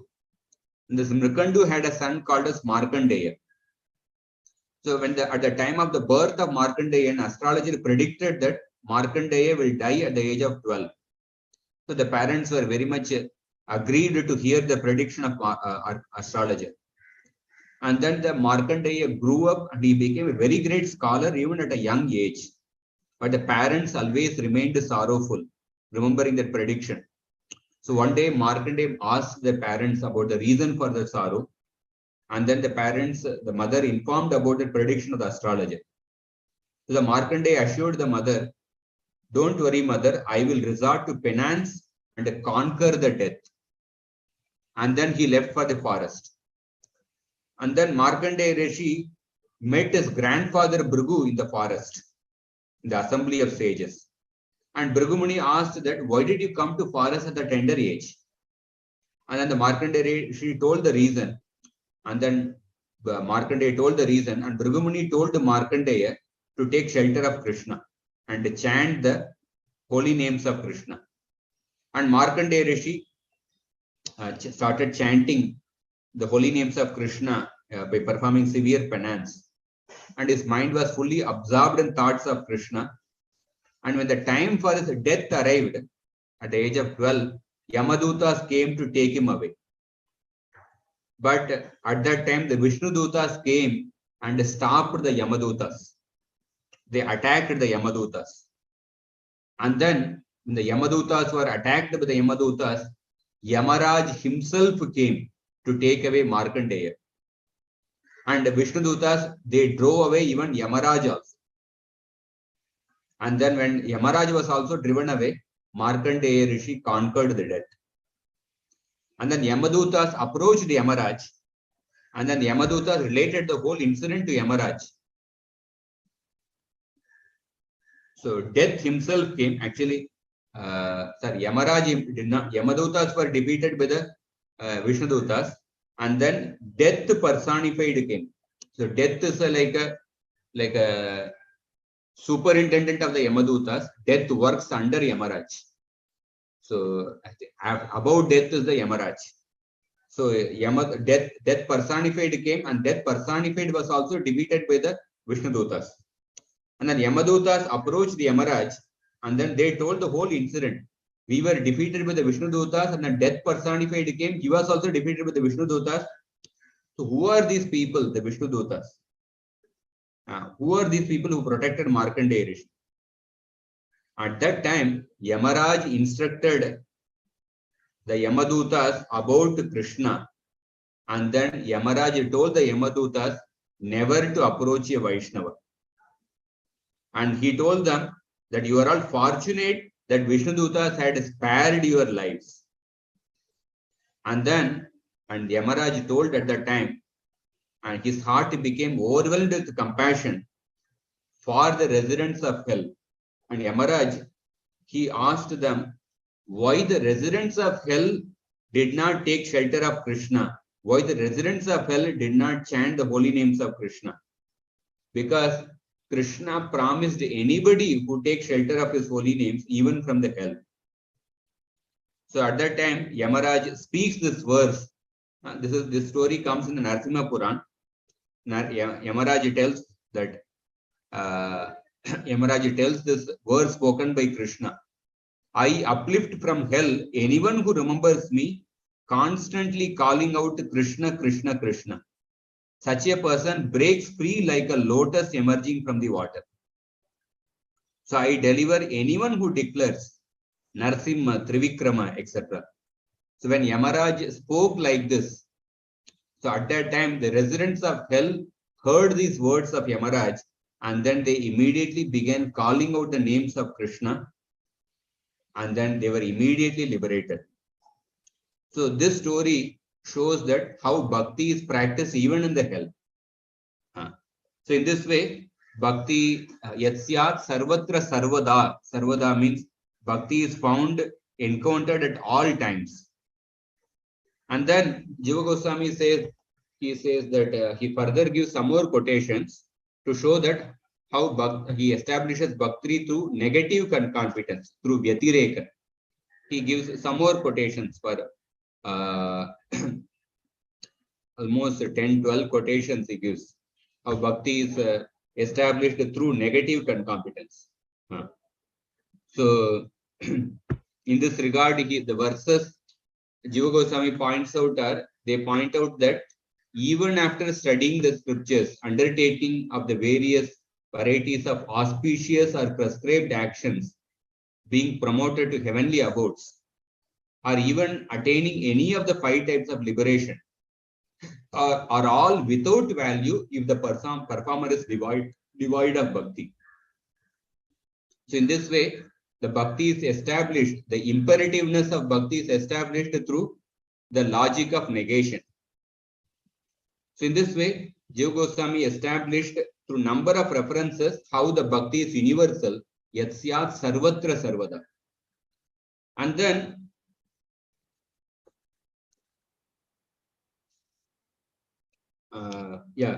and then further to strengthen the point that how bhakti is established for all places and all times. So he quotes some references from the Bhagavatam where the word sarvatra and sarvada are mentioned simultaneously. For example, tasmat sarvatmana rajan haris sarvatra sarvada shrotravya kirtitavyascha smartavyo bhagavan rina. This verse in 2nd canto, 2nd chapter, the word sarvatra sarvada both come simultaneously, and in that verse very clearly mentioned that bhakti to Shravanam, Kirtanam and Smaranam should be mentioned, should be performed to Lord Hari. Sarvatra and Sarvada are mentioned simultaneously. And also for Sarvatra and Sarvada being mentioned simultaneously, he quotes another famous verse, Smartavya Satatam Vishnur Vismartavyona Jatuchit Sarva Vidhi Nishedosyur Yetayor Eva Kinkara. The purpose of all the rules and regulations is to always remember Krishna and never forget Krishna. So this verse also mentions Sarvatra and Sarvada simultaneously. And then the last point he says is that bhakti alone is without cessation. Bhakti alone is without cessation. Is without cessation. That means all the other processes, they are not eternal. They are given up at a particular point in time. For example, Karma Yoga is given up once a person takes up sannyas. Or once a person obtains a body suitable for enjoyment in Swargaloka. And Ashtanga Yoga is given up once a person attains the Yoga Siddhis. And Sankhya is given up after the realization of the Atma. and Jnana Marga is given up after a person attains moksha. So all these paths have the capacity to bring forth these corresponding results, and a person gives up at a particular point in time. But in the case of Bhakti Yoga is not given up at any point in time. It is actually continued all the time. That is why we already discussed it is practiced at all times and all places. And then one more point he says is that, like for example, in the Chatushloki Bhagavatam, if you read the Chatushloki Bhagavatam, Bhakti Yoga is not explicitly mentioned. Etavan eva jignasyam, etavadeva jignasyam, tattva jignasunatmanah, Anvaya Vyatirekaabhyam Yatsyat Sarvatra Sarvada. So in this verse, where is the word bhakti? There is no bhakti is not mentioned in this verse. But how do we understand that what is being spoken about in this verse is actually bhakti only? For that, Jiva Goswami gives a reasoning. So you know that Krishna told Brahma, I will speak about 4 subjects: Jnana, Vijnana, Rahasya and the Tad Anga. So the Rahasya refers to the Prema Bhakti, which is mentioned in the previous verse. And the anything which is Rahasya, the part of that aspect, that Vishaya must also be Rahasya. Anything which is Rahasya, the Anga of that must also be Rahasya. Since the Prema Bhakti is Rahasya, the part of the Prema Bhakti must also be Rahasya. The part of the Prema Bhakti, the Anga of the Prema Bhakti is the Sadhana Bhakti. Because Prema Bhakti is Rahasya, Sadhana Bhakti is also Rahasya. So when something is Rahasya, you don't mention explicitly. You mention in a covered way. So because Prema Bhakti is Rahasya, and the Anga of Prema Bhakti, that is Sadhana Bhakti, is also Rahasya, so therefore, in the Chatushloki Bhagavatam, the Sadhana Bhakti is not explicitly mentioned. That is why you don't find a word mentioning Bhakti Yoga. Etavadeva jignasyam tattva jignasunatmanah anvaya vyatirekaabhyam yasyat sarvatra sarvada. You don't find the word mentioning Bhakti Yoga. And another proof that what is being spoken about in this verse is Bhakti Yoga is actually, we can see the concluding verse which Brahmaji speaks to Narada. Because whatever Krishna instructed Brahma in the Chatushloki Bhagavatam, the same thing Brahmaji instructs to Narada Muni. And the 2nd canto, 5th chapter, 6th chapter and 7th chapter. Although Krishna's instruction to Brahma comes in the 9th chapter, but after Brahma received the instructions from Krishna, then the Brahma Narada Samvada took place. And in the Brahma Narada Samvada, what Brahmaji concludes the Narada in that Samvada is that is in 2.7.52, Brahmaji says that Yata harau bhagavati nrinam bhaktir bhavishyati sarvatman yakhiladhara iti sankalpa varnaye. Elucidate this, resolving this, that by the manner bhakti to Bhagavan, the immanent self of all beings, and the ultimate refuge of everything will come about for all humanity. So, at the conclusion of the Narada's instruction, Brahmaji is telling that you actually teach the Bhakti Yoga to Bhagavan Hari. So, the proof that the last verse of Chatushloki Bhagavatam talks about Bhakti is that the proof of that is also, if we can see in the concluding verse of Brahma's instruction to Narada Muni. In that he is explicitly mentioned that instruct about the Bhakti Yoga to Bhagavan Hari to all the living entities. And also why the Bhakti Yoga is not explicitly mentioned in that Chatushloki Bhagavatam, where the last of the Chatushloki Bhagavatam is that because Bhakti Yoga is the Anga of Prema Bhakti and Prema Bhakti is a Rahasya. Therefore, the Anga of Prema Bhakti, Sadhana Bhakti is also Rahasya. Therefore, it is mentioned in a confidential way. And we have already proved that only this Bhakti Yoga is Sarvatra Sarvada. Only it is applicable in all times and all circumstances. And Jiva Goswami proved that by so many criteria. How Bhakti Yoga is found in all the found everywhere. For that he divided 8 criteria. How Bhakti is found in all the Shastras, all the agents of action, all the Karanas, all the Deshas, all the Dravyas. And then he also established through the grammatical case how the 6 Karakas, Pratama Vibhakti, Dvitiya, Tritiya, Chaturthi, Panchami, and Saptami Vibhakti, all these people, in relation to the action of Bhakti, they attain auspiciousness. And then he also explained that how Bhakti is found in all times, both in the beginning of creation and during the Pralaya, and then in all the stages of a living entity, in the womb, in the youth, in the old age, in the heavenly planets. And Bhakti is found in the hell also. We saw the story of that Markandeya Rishi.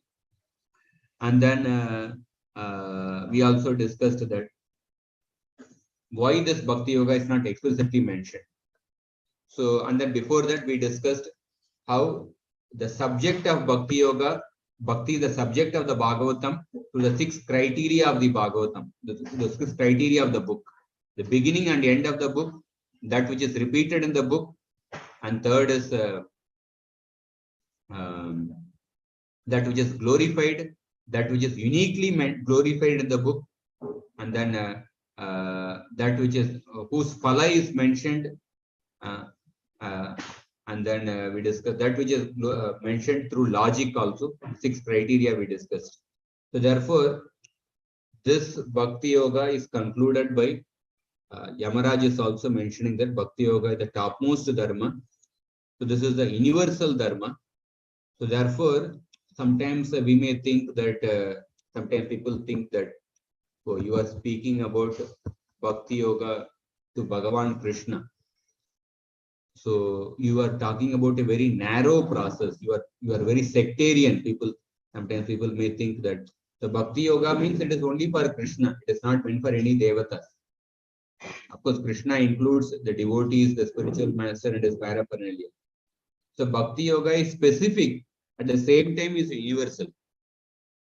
So there are some people who in the name of teaching something universal, and they don't want to speak about anything specific. And some people speak when they are speaking something specific, and they fail to realize that that narrow path is not universal. But so when we are talking about Bhakti Yoga is specific. Specific means Bhakti Yoga is specifically to Krishna and his devotees and his avatars and his holy dham. At the same time, the Bhakti Yoga is universal. That is what this Bhagavatam verse says, that etavadeva jignasyam tattva jignasunatmanaha anvaya vyatirekabhyam yasyat sarvatra sarvada. So one has to understand this universal process of bhakti. This is established by Jiva Goswami very in great detail in this Bhakti Sandarbha. If you read Prabhupada's purport in the Bhagavatam also, Prabhupada quotes for this particular verse, he gives so many quotations. All these verses which I quoted, they are mentioned by Prabhupada. Hare Krishna. Hare Krishna, Prabhuji. Thank you so much, Prabhuji, for such a wonderful class. It was very much detailed saying about the bhakti, and also the importance of bhakti. Thank you so much, and we are so grateful to you for such a wonderful class. So the devotees, the forum is open for question and answer. Please raise your hands, and we can go to question and answer. Preeti Vilasini Mataji, please go ahead, Mataji. Hare Krishna Prabhu. First of all, thank you so much for covering so extensively from Bhakti Sandarbha and covering in 1 hour. It was really interesting to hear all the glories of Bhakti as enunciated by Srila Jiva Goswami. Prabhuji, I had one question. I know it's a silly question, but then I would like to hear more insights on what the commentary says. This is about how bhakti is universal amongst all living entities, and there was one verse you quoted where even like worms and animals and everything can perform bhakti with their mind. So that is where I was confused. How do the lower living entities perform bhakti with their mind? Can you please throw more? Yeah, the lower living entities, they don't have a developed mind. But even they can perform bhakti. So suppose a tree does not have a mind, definitely. But the tree, by offering the flowers or the fruits, in that way the tree can be engaged in bhakti. Mind is not there for the tree. So that applies to all the other like insects and everything else. Because I think he does start the verse Kirata and so on. Insects are there. So it can be like, for example, there are some stories like there are some stories how a rat actually it ran away. It was running out of the fear of the cat. It was circumambulating the temple. And in circumambulating the temple, it was actually, the rat was running out of the fear of the cat, but in the process it was circumambulating the temple and it ended up practicing bhakti. In that way, sometimes even an insect can, like, because these are very special cases which are mentioned in the Shastra. Sometimes an insect can also be found to be performed bhakti. Suppose an insect, it ends up actually circumambulating the altar of the temple. So it is engaged in performing the parikrama. The insect can also perform. So most of this is mostly involuntary cases, something like that. Yes. Okay, Prabhu. Thank you very much, Prabhu. The extensive presentation was very nice. So thank you so much for all the effort. Hare Krishna. Thank you, Mataji. Shivesha Sham Prabhuji, please go ahead. Hare Krishna, Prabhu. Very nice, very comprehensive class on Bhakti, Prabhu. Prabhuji, I had this 2-3 questions, Prabhu. This Markandeya Rishi pastime is very similar to Ajamil pastime, right, Prabhu? Yes. Yes. Okay. Does it come in 12th canto, Prabhu? Like similar? No, this Markandeya Rishi story I mentioned is from Narasimha Purana. Okay. Swami quotes from the Narasimha Purana. Like it looks like they already experienced, right, Prabhu? Like which comes first, Prabhu? Just to thinking. Which one? The Yamadutas already experienced that Bhakti is superior, and now in this where we are seeing, right, they're asking, why these other personalities have come. Usually, there are actually events described from the different kalpas of Brahmaji. Okay. That's how we can understand. Okay. Thank you, Prabhu. One more question. This you were saying about Nitya Parshadas and Nitya Siddhas, right, Prabhu? So, yeah, Nitya Parshada same as Nitya Siddhas only. Same. Like in how is their service different, Prabhu? Any like Nitya Parshada same as Nitya Siddhas. One of the criteria which is mentioned is that Yoga Goswami said that Bhakti is found in those who are practicing sadhana and those who have attained perfection by sadhana. Those who are sadhakas and sadhana siddhas. And for that he gave 2 quotations. And then next he said that Bhakti is found in people who are sadhana siddhas and nitya siddhas. For sadhana siddha he gave a quotation from Vishnu speaking to Durvasa. For nitya siddhas he gave a quotation from 3rd canto 15th chapter, the descriptions of Vaikuntha. Okay, thank you, Prabhu. Prabhuji, we see this, you covered the 10 topics of Srimad Bhagavatam. You were telling about Manvantara, right? But that Manvantara, what I have seen is where it is described about the different Manus and the different aspects that have happened in that Manvantara, right, Prabhu? But today you were saying it, that is, that is part of authentic religion. Yeah, because if we see Manvantara 2.10.4, if we refer to that verse, That verse says that Manvantara refers to Saddharma. Manvantara refers to Saddharma. So the Saddharma is nothing but actually Manvantarani Saddharma. That is the word Manvantarani is explained by the 2.10.4. Manvantarani refers to Saddharma, and this Saddharma refers to basically the Bhakti to Bhagavan. You can find the elaboration, because, but there is the explanation Jiva Goswami gives. That read the purports of the Acharyas. Saddharma, it refers to the Bhakti to Bhagavan. Yeah, so definitely the Manus also guide the living entities in the Varnashram Dharma. But specifically, like for example, same word one can give different meanings. The deeper meaning of the word Saddharma is basically Bhakti to Bhagavan. Like when we say Dharma Samsthapanarthaya Sambhavami Yuga Yuga, Krishna comes to establish the Dharma. So this thing can be seen in a more external way and in an internal way. The external reason for Krishna's appearance is to establish the Dharma, that means Varnashram Dharma. But there are so many kings who had an Asuric mentality, they were creating burden on the earth. Therefore, Krishna killed all those kings and then established a proper Dharmic king. But the deeper meaning of the word Dharma Samsthapanarthaya, the Acharyas say that ultimately Krishna wanted to establish the Bhagavata Dharma. That is why he incarnates again and again in this world. Bhagavata Dharma means Bhakti Yoga.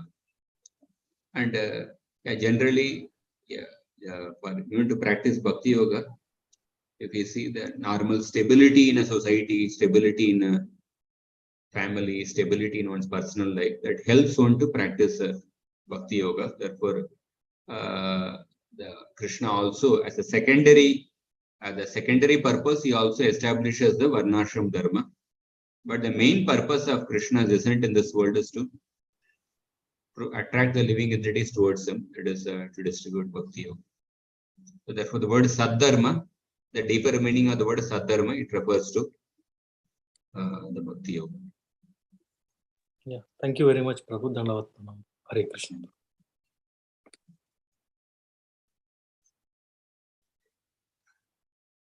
Balaram Prasad.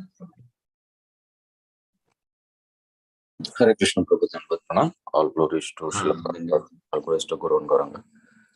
Prabhu, I just want to understand the meaning of what is.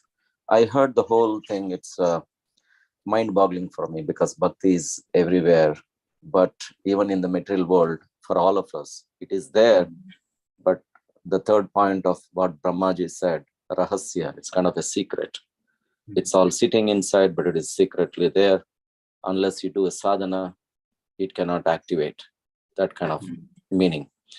So, and then you said about the auspiciousness of who performs bhakti and how can people get bhakti and what is this auspiciousness. I was thinking it's just another example of people, if we are getting the DT dresses from Vrindavan, Lohi Bazaar.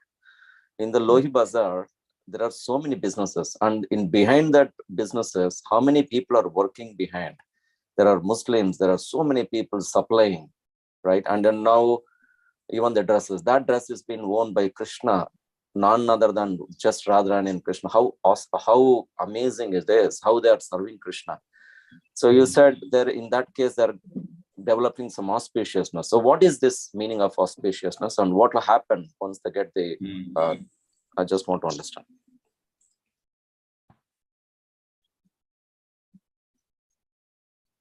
Auspiciousness, in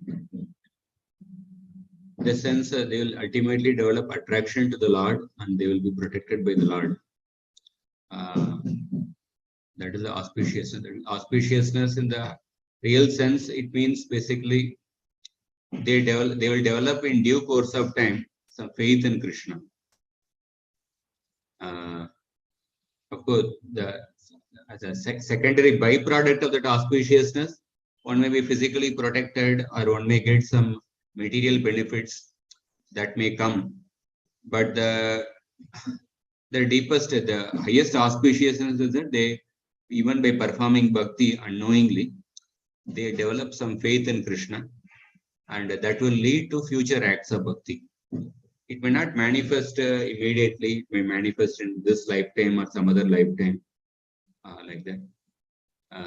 And also, when a person is, say, suppose the person is also committing some offenses, then once the reactions to the offenses are eradicated, then those results will manifest. So, auspiciousness is what I can understand. Material sense, auspiciousness means they may get some material benefits, but in a higher sense, auspiciousness means they will develop faith in Krishna. Thank you, Prabhu.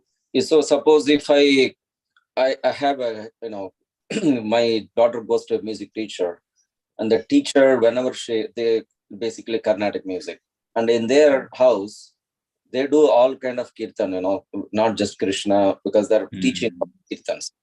In their house, the plants are glowing, indoor plants are always glowing. They're all very kind of always flowering, even in the summer, even in the winter, especially, right?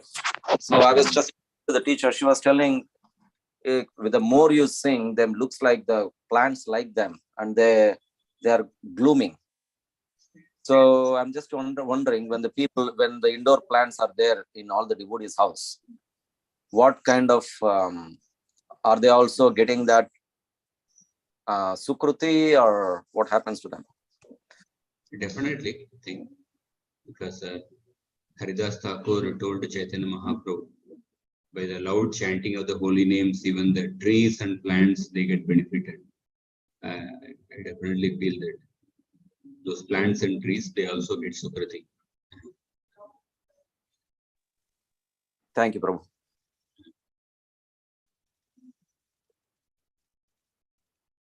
So I'm sorry it took a lot of time, but I don't have any soft copy of this thing, but those who have, say, Bhakti Sandarbha, whichever edition, they can go through Anucheda 114 and 115. And this is what I covered today in relation to today's class. All the references. Thank you so much, Prabhuji, for such a wonderful and enlightening class. And I don't see any more hand raise. Yeah. Or any questions on the chat, so we can end the call here. Thank you so much, Prabhuji, for giving enlightening us on this topic of bhakti today. So we can say more. So from Bhagavatam with so many verses, and throughout every scriptures you give so many verses, and thank you so much for that. And we expect your association in future. Devotees, let's pay our obeisances to Prabhuji. Vancha kalpatrupasya